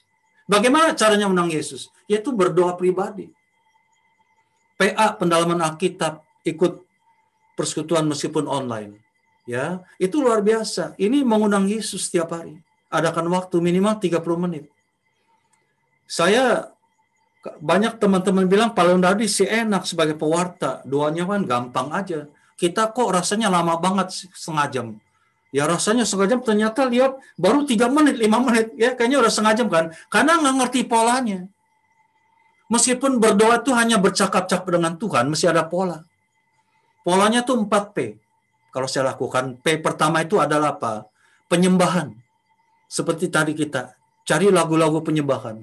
Segala puji, syukur bagimu, ku tinggikan namamu selalu. Diulang-ulang lagunya sampai penyembahan. Sikirilarabarabaraba, sikirilarabarabaraba. Itu P pertama, penyembahan. P kedua adalah pengucapan syukur. Syukur terima kasih Tuhan buat berkah-Mu sepanjang malam. Syukur terima kasih Tuhan. Pagi hari ini kami masih bernafas. Syukur buat hari baru yang Kau berikan. Lalu bermazmur, syukur padamu Tuhan, atas kasih setiamu Tuhan, terima kasih. Ini bukan penyembahan tapi pengucapan syukur. 10 menit itu. Bahkan bisa 15 menit. P yang ketiga, pengakuan dosa. Tuhan ampuni. Kalau pagi semalam dalam tidur saya punya pikiran yang nyeleneh, Tuhan. Pikiran yang kelihatannya nggak mau setia pada Engkau. Mulai menyerah akan keadaan COVID ini, Tuhan. Ampuni. Bapa, Tuhan ampunilah segala dosaku. Yaitu pengakuan dosa. Itu udah 5 menit tuh. P yang keempat adalah apa? Doa syafaat. Ya. Yang keempat itu doa syafaat. Permohonan doa syafaat untuk siapa? Itu 5 jari itu. Ya, yang pertama itu orang dekat dengan kita, ibu jari, yaitu keluarga kita, pasangan, anak-anak, mantu, cucu, besan dan sebagainya. Lalu yang suka telunjuk ini kan hamba Tuhan. Ya, jadi doakan tuh dari paus, uskup, romo-romo, hamba Tuhan. Ya, yang ini yang paling tinggi apa? Jadi tengah ini. Ini yang tinggi ini adalah pimpinan tertinggi kita di Indonesia, Presiden Jokowi, para menteri dan sebagainya yang sedang kesulitan dengan COVID ini. Doakan mereka. Lalu jari manis ini ternyata ini jari yang paling lemah. Kalau Anda begini, ya, ini kan bisa diangkat begini, ini diangkat begini ya, ini diangkat bisa nih tuh, jempol, telunjuk bisa, jari manis bisa, kelingking bisa, ini nggak bisa kan? Ya, jari manis kan nggak bisa. Ini jari yang paling lemah. Artinya apa? Doakan orang yang paling lemah di sekitar kita. Lemah fisik, lemah rohani. Itu mereka yang sudah jauh dari Tuhan, dan mereka yang sakit kena COVID dan sebagainya. Doakan. Kelingkingnya untuk kita sendiri. Nah ini udah setengah jam itu. Kalau Anda lakukan ini, nggak bosen. Jadi rasanya nih, Pak Leonardi udah setengah jam kok, hanya 2 menit. Kadang nggak ngerti pola. Itu pola saya. Inilah undang Yesus masuk dalam hidup kita dengan cara begitu. Tiap hari kita lakukan. Kalau saya senang nyanyi, jadi saya lakukan selalu nyanyi. Penyembahan, ucapan syukur, pengakuan dosa juga pakai nyanyi. Itu luar biasa. Hari-hari yang saya lalui, sungguh-sungguh bersama dengan Tuhan. Ini yang kelima. Yang keenam adalah jangan pernah lalai menyambut sakramen Ekaristi. Di ayat 31 dan ayat 30 dikatakan, dua murid itu ketika bersama Yesus di rumahnya, Yesus melakukan perjamuan roti. Artinya apa? Itu sakramen Ekaristi.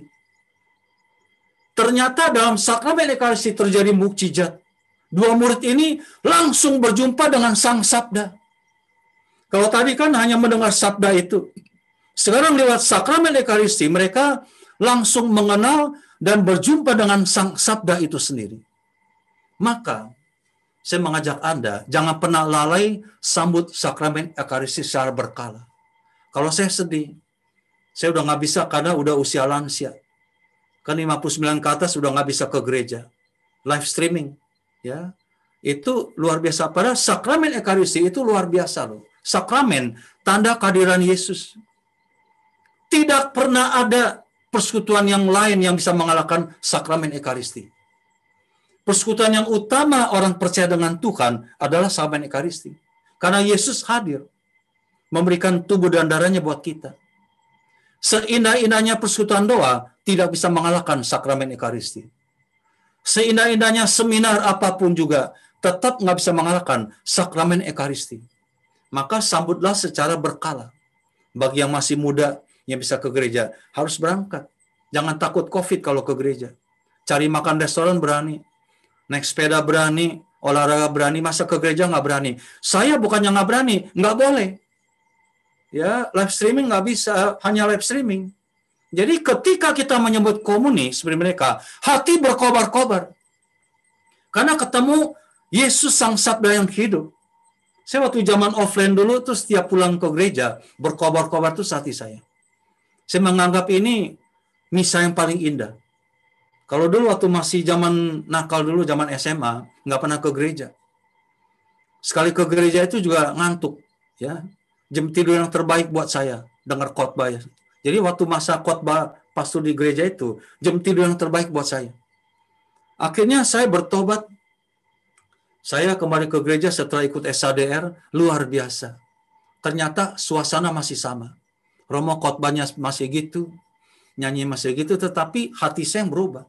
Kalau dulu kan, hati saya kan nggak ke situ. Jadi jadikan alasan bagi saya untuk ngantuk, betul nggak? Karena memang kurang tidur. Karena nggak mau dengar firman Tuhan. Sekarang berbeda.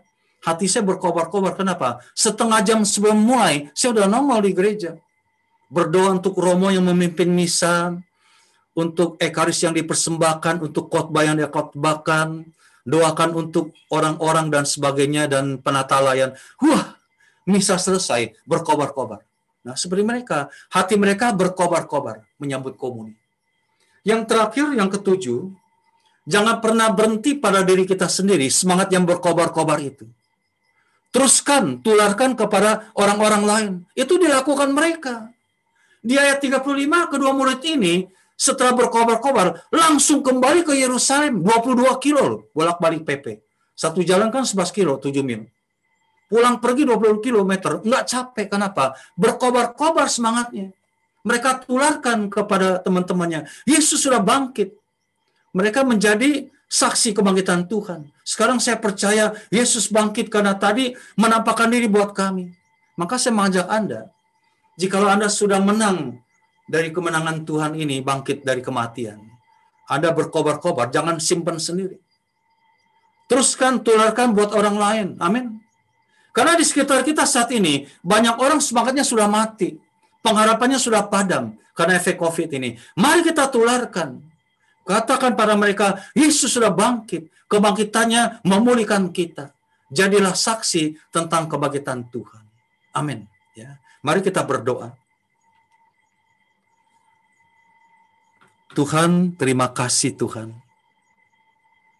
Kalau pada malam hari ini kami masih boleh hadir bersama untuk bisa memuji, memuliakan nama-Mu Tuhan. Dan boleh menyembah Engkau, menaikkan puji-pujian Tuhan. Dan terutama bisa saling menatap muka wajah kami meskipun secara online. Tapi kami saling diteguhkan lewat wajah-wajah mereka dari layar ini Tuhan. Dan terlebih, kami boleh mendengarkan sabda Tuhan. Tuhan, sebagaimana dua murid-Mu yang kecewa, yang pulang kampung ke Emmaus itu. Itulah kami Tuhan. Bahkan satu murid namanya Kleopas, satunya nama kami di situ Tuhan. Karena kami juga pernah mengalami seperti yang mereka alami. Kecewa akan Engkau Tuhan. Tapi kemudian kami menyadari kecewa kami karena kami salah sendiri. Pemahaman firman Tuhan kurang kami pahami Tuhan. Sehingga kami motivasinya kurang luhur ikut Engkau Tuhan. Sehingga banyak terjadi. Kami melarikan diri ke Emmaus persoalan kami. Tuhan, saat ini kami sadar. Kami mau menjadikan perjalanan ke Emmaus ini sebagai perjalanan iman kami. Di mana di situ ada suka dan duka. Di situ ada keberhasilan dan kegagalan. Ada kegembiraan dan kekecewaan bahwa memang Tuhan, kenyataannya sekarang kami masih pahit. Kami masih sulit karena COVID-19 ini. Tapi ternyata bersama dengan Engkau dulu-dulu di kemarin, dan kami yakin masa akan datang, ada kegembiraan yang luar biasa, ada keberhasilan, kemenangan. Terlebih anugerah tertinggi yang Kau berikan adalah kematian-Mu Tuhan di kayu salib. Sehingga membuat kami menjadi bernilai. Tadinya kami budak-budak dosa, hamba kegelapan, tapi karena Engkau mati di kayu salib, nyawa-Mu dicurahkan buat kami Tuhan. Sehingga membuat kami hidup menjadi manusia baru. Kami bernilai. Senilai harganya dengan darah-Mu di kayu salib yang Kau curahkan buat kami. Terima kasih buat kebangkitan-Mu Tuhan. Karena kebangkitan-Mu membuat kami menang dari segala dosa dan maut yang kami alami. Meskipun saat ini masih belum reda COVID-19 ini. Masih banyak efek yang kami alami. Tapi kami percaya kemenangan-Mu sudah cukup untuk kami Tuhan. Memulihkan harapan kami. Memulihkan iman kami bahwa hari esok tetap ada Engkau. Hari esok berarti karena Engkau hidup. Terima kasih Tuhan. Di dalam nama Yesus kami berdoa dan mengucap syukur. Amin. Demi nama Bapa dan Putra dan Roh Kudus. Amin. Amin. Saya kembalikan buat host. Terima kasih Pak Leonardi untuk firman-Nya yang sungguh banyak mengajarkan kita dan menguatkan kita semua. Amin. Amin. Bapak Ibu yang terkasih, jika Bapak Ibu berkenan dengan pelayanan kami dan merasa diberkati, mungkin Bapak Ibu bisa memberikan persembahan. Ada yang tertera di layar, persembahan kasih dapat ditransfer ke rekening BCA. Bapak Ibu bisa baca. Hanya dekat Allah saja aku tenang. Padanya keselamatanku, hanya Dia gunung batuku, hanya Dia kota bentengku. Aku tidak akan goyah selama-lamanya. Hanya dekat Allah saja aku tenang.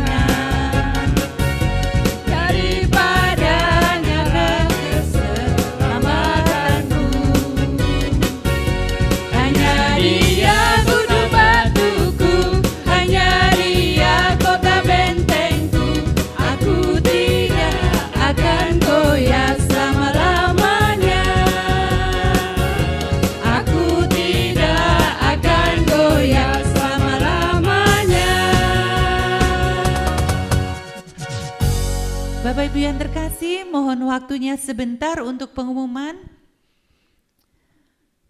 Persekutuan doa online kita masih dilakukan secara online, akan kembali bersama-sama hari Rabu tanggal 14 April 2021 pukul 19.30 seperti biasa dengan tema ghosting. Wah, temanya keren banget ya, mundur tanpa berita, ghosting.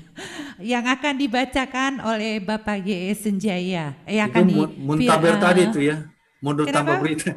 Betul Pak. Jadi sambungannya tuh, sambungan tadi itu muntaber. Sambungan ya, jadi sambungan Pak Leonardi.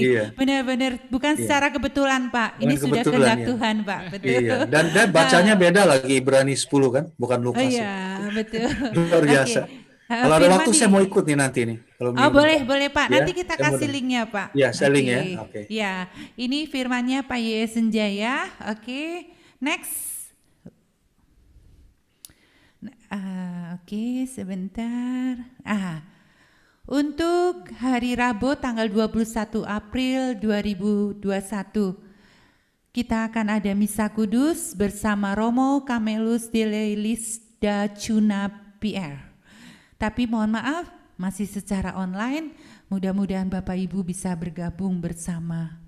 Dan persekutuan doa tanggal 28 April dengan tema masalah sumber kekuatan baru. Firman akan dibawakan oleh Elvin Suryawijaya. Bapak Ibu jangan lupa setiap Rabu kita berjumpa secara online.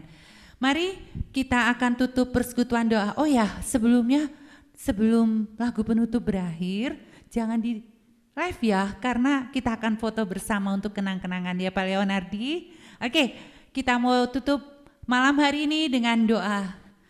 Kita mau sama-sama satukan hati untuk menutup persekutuan doa malam hari ini. Terima kasih Tuhan untuk persekutuan doa malam hari ini. Kami juga sungguh bersyukur untuk firman-Mu yang boleh Engkau tabur malam hari ini Tuhan. Biar Engkau ajar kami selalu untuk bersyukur kepadamu. Untuk apa yang boleh kami alami, kami tetap mau bersyukur hanya kepadamu Tuhan. Karena Engkau adalah Allah kami yang hidup. Engkau yang telah mati di kayu salib dan Engkau yang telah bangkit bagi kemenangan kami semua. Biarlah hati kami dipenuhi dengan sukacita. Apapun yang kami alami, kami harus selalu percaya bahwa Engkau bersama kami. Dan kami mau jalani hidup ini Tuhan, melangkah bersama Engkau. Karena kami tahu rencana-Mu, rancangan-Mu adalah yang indah di dalam kehidupan kami. Ajar kami untuk selalu mengerti setiap rancangan dan rencana-Mu di dalam hati kami dan hidup kami Tuhan. Dan kami percaya jalan hidup kami yang masih panjang ini, kami mau serahkan ke dalam tangan kasih-Mu saja. Biarlah Engkau yang selalu menyertai kami, langkah hidup kami. Persekutuan doa malam hari ini boleh usai Tuhan. Tapi kasih-Mu tetap abadi, kasih-Mu tetap sempurna di dalam hidup kami. Terima kasih Tuhan, terima kasih. Segala pujian syukur hanya bagi Engkau. Kemuliaan pada Bapa dan Putra dan Roh Kudus, seperti pada permulaan, sekarang, selalu dan sepanjang segala abad. Amin. Demi nama Bapa dan Putra dan Roh Kudus. Amin. Bapak Ibu yang terkasih, kita akan tutup persekutuan doa malam hari ini dengan satu pujian lebih dari pemenang. Kita adalah anak-anak Tuhan lebih dari penang, bukan sekedar menang, tapi lebih dari pemenang. Karena kuasa darahnya yang telah menghancurkan iblis. Lebih dari pemenang dalam segala perkara. Iblis telah dikalahkan oleh kuasa darahnya. Jika Allah di pihak kita, siapa dapat melawan? Jika lebih dari pemenang, Sekali lagi lebih dari pemenang. lebih dari pemenang.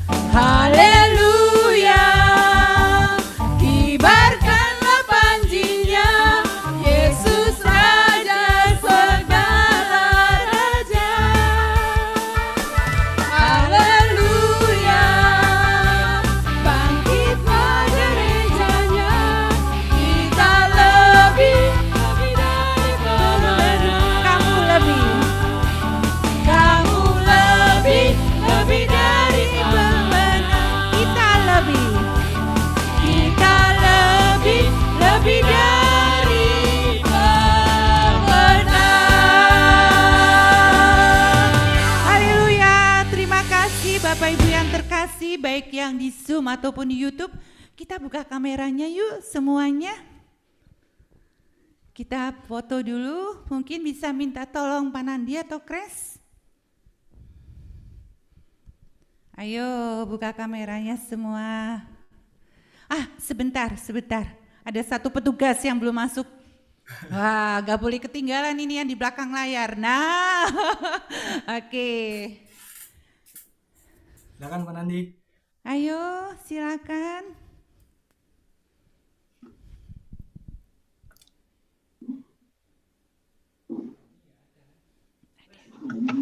Satu, dua, tiga. Oke.